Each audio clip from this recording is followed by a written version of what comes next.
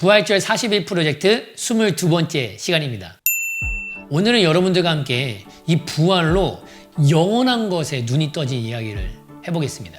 여러분, 제자들이 십자가에서 예수님을 버리고 다 도망갔잖아요. 그랬더니 제자들이 부활하신 예수님을 딱 만났단 말이에요. 야, 여러분 한번 생각해보세요. 얼마나 충격이겠어요. 여러분, 만약에 우리 할머니가 죽었는데 3일장 다 치렀는데 갑자기 내 방에 떡하니 나타났어요. 문 다 닫혀 있는데 기절할 노릇이죠. 기겁할 노릇일 겁니다. 그것처럼 제자들에게 충격이었죠. 그만큼 충격입니다. 그래서 제자들은 부활을 통해서 첫 번째 예수님이 누구신지가 정확해졌어요. 야, 정말 예수님이 성경에 예언되어 있었던, 구약에 그 예언되어 있었던 하나님의 아들이구나. 우리와 함께 다녔던 예수님이, 3년 반 동안 다녔던 예수님이 진짜 그냥 선지자, 사람이 아니라 하늘에서 온 분이구나. 이걸 안 것입니다. 그러면서 동시에 무엇에 눈이 떠졌냐면 영원한 것에 눈이 떠진 거예요. 예수님이 어디서 오신 분이에요? 하늘에서 오신 분이죠. 천국에서 오신 분입니다. 그리고 예수님이 부활하셔서 승천하시고 어디로 가셨어요? 하늘로 승천하셨어요. 하나님 보좌 우편에 앉으셨어요. 제자들이 부활하신 예수님 만나고 나서 너무나도 확실해지고 뭐냐면 영원한 세계가 열린 겁니다. 제자들이 요한복음 2장 22절에 이렇게 말하고 있잖아요. 죽은 자가 돼서 살아나신 후에야. 그러니까 부활 후에 제자들이 성경과 예수께서 하신 말씀을 믿었다라는 거예요. 그러니까 부활 후에 믿음이 생긴 겁니다. 성경을 믿게 됐고 예수께서 하신 말씀을 믿었어요. 그 중에 무엇을 믿게 됐냐? 영원한 세계에 대한, 천국에 대해서 믿게 된 겁니다. 예수님께서 천국에 대한 말씀들을 하셨어요. 천국 복음을 전하셨잖아요. 천국에 대한 비유를 몇 가지를 얘기하셨죠. 그 중에 하나가 뭡니까? 밭에 감추어진 보화. 이 천국은 마치 밭에 감추인 보화와 같으니 사람이 이를 발견한 후 숨겨두고 기뻐하며 돌아가서 자기의 소유를 다 팔아 그 밭을 사느니라. 예수님께서 이 땅에 살면서 제자들에게 얘기하신 게 이 세상에서 잘 먹고 잘 사는 법을 알려주신 게 아니라 영원한 세계를 항상 얘기하셨거든요. 천국을 얘기하셨거든요. 근데 제자들은 뭔 소리인지 잘 못 들었어요. 제자들은 이 세상에서 잘 사는 걸 생각했거든요. 예수님이 막 능력 있고 막 오병이어 막 음식을 만들어내고 하니까 이스라엘을 로마에서 구원해낼 줄 알았어요. 그러면은 자기네들이 예수님의 오른팔 왼팔 막 이 세상에서 그런 명예를 얻을 생각으로, 야, 예수님 따라다니면 진짜 뭔가 일이 일어나겠다. 이 세상에 항상 초점이 있었거든요. 근데 예수님은 이 세상 것을 얘기한 게 아니라 항상 영원한 것을 얘기했거든요. 천국에 대해서 말씀하셨거든요. 하나님 나라가 가까이 왔다. 회개하고 복음을 믿으라. 그러니까 저 천국에 대해서, 영원한 것에 대해서 얘기했는데 제자들은 못 알아들었죠. 그렇게 못 알아들었던 제자들이 부활을 통해서 다 알아듣기 시작한 거예요.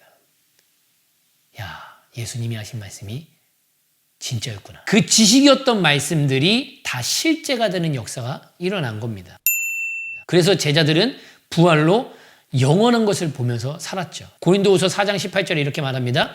우리가 주목하는 것은 보이는 것이 아니요 보이지 않는 것이니 보이는 것은 잠깐이요 보이지 않는 것은 영원하다. 그리고 고린도후서 5장 1, 2절에요. 그 뒤에 이렇게 바로 얘기합니다. 만일 땅에 있는 우리의 장막집이 무너지면 하나님께서 지으신 집 곧 손으로 지은 것이 아니요 하늘에 있는 영원한 집이 우리에게 있는 줄 아느니라. 참으로 우리가 여기 있어 탄식하며 하늘로부터 오는 우리 처소로 덧입기를 간절히 사모하노라. 여러분, 이게 제자들이 이 세상이 눈에 보이지만 이 세상만 보면서 살지 않았습니다. 제자들은 보이는 것을 보면서 산 게 아니라 보이지 않는 것을 보면서 살았어요. 그게 바로 믿음이죠. 그 믿음은 부활을 통해서 시작됐고 부활을 통해서 그 믿음을 유지할 수가 있었죠. 여기서 말하잖아요. 우리가 주목하는 것은, 그러니까 우리가 집중하는 것은, 우리가 바라보는 것은 뭐냐면 보이는 것이 아니라 보이지 않는 거라는 거예요. 보이는 것은 왜? 잠깐이고 보이지 않는 것은 영원하기 때문에. 우리가 아무리 길게 살도 뭐 100년이죠. 그렇죠? 뭐 2015년에 태어난 아기는 이제 130 몇 살까지 뭐 이렇게 산다고 하는데 그래봤자 잠깐이죠. 영원한 거에 비하면요. 점 같은 것이고 안개 같은 게 인생이죠. 그리고 이들은요, 그 영원한 처소를 바라봤어요. 제자들이 이 세상에서 어떤 집에서 살았는지는 잘 모르겠어요. 근데 아마 그렇게 좋은 집에서 살지는 못했을 겁니다. 예수님 전하다가 뭐 예수님조차도 집이 없으셨고. 근데 이들이 진짜 소망했고 꿈꿨던 집이 뭐냐면 영원한 집이었어요. 만일 땅에 있는 우리의 장막집이 무너지면, 이 세상에 우리가 살고 있는 집이 무너지면 하나님께서 지으신 집, 곧 손으로 지은 것이 아니요 하늘에 있는 영원한 집이 우리에게 있는 줄 아느니라. 제자들이, 사도 바울이 이 세상에서 바라봤던 것은 영원한 것이고 이 세상의 집 평수를 늘리려고 산 게 아니라 영원한 집을 소망하면서 산 줄 믿습니다. 이 세상 사람들은 이 세상 집 평수 좀 늘려보려고 살잖아요. 그죠? 20평에서 30평, 30평에서 40평. 집이 100평이 된들 1000평이 된들 그 허무함은 해결할 수가 없거든요. 그렇게 제자들은 그 영원한 집을 간절히 사모했습니다. 그러니까 이 세상에서 내가 집이 있든 없든, 이 세상에서 동네에서 쫓김 당하든 안 당하든, 어떤 고난을 당해도 제자들이 기쁘게 살 수 있었던 건 뭐냐면 영원한 게 확실했기 때문입니다. 여러분들은 정말 천국을 믿으시면서 살고 계시나요? 정말 내가 갈 영원한 집이 있다는 것을 믿으면서 사시나요? 한번 제가 예를 들어보겠습니다. 여러분, 만약에 제가 한 달 동안 살 단칸방 집이 있어요. 한 달 동안만 살 겁니다. 한 달 뒤에 100억의 가치가 있는 집으로 이사할 거예요. 아주 저푸른 초원의 그림 같은 집입니다. 2층짜리 막 앞에 마당이 있고 막 이런 막 100억의 가치가 있는 집이에요. 그러면 우리가 한 달 뒤에 이 집으로 이사를 갈 거거든요. 계약서 다 썼습니다. 그럼 제가 지금 1억이 있어요. 그러면 이 1억을 어느 집에 투자를 하시겠습니까? 한 달 동안 살 집에 투자하시겠어요? 한 달 동안 살 집에 막 도배장판 다시 다 해놓고 막 샤시 막 바꿔놓고 막 보일러 새롭게 갈아놓고 막 여기에다가 막 편년만년 살 것처럼 이 한 달 집을 꾸미시겠습니까? 아니면 이사갈 집에 꾸미시겠습니까? 지금 있는 집에 투자하시겠습니까? 아니면 이사갈 집에 투자하시겠습니까? 이건 뭐 물어보나 마나 당연한 거죠. 이건 뭐 배우지 않아도 아는 거죠. 당연히 이사갈 집에 내 전 재산을 투자하는 것이 당연하죠. 그러면서 여기서 좀 한 달 동안 불편하게 살아도 기분 좋은 거예요. 왜? 갈 집을 생각하면 기분이 좋은 거죠. 100억짜리 집으로 이제 한 달 뒤에 이사 간다는 생각만 해도 아주 그냥 웃음이 나오는 거죠. 마찬가지입니다.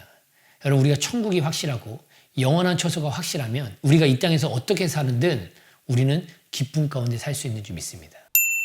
정말 우리가 부활을 통해서 정말 성경 말씀을 믿고 정말 부활을 통해서 영원한 것에 눈이 떠져서 우리가 주목하는 것이 이 세상이 아니고 우리가 매일매일 주목하는 것이 하나님의 나라, 저 천국, 영원한 것이 되기를 원합니다.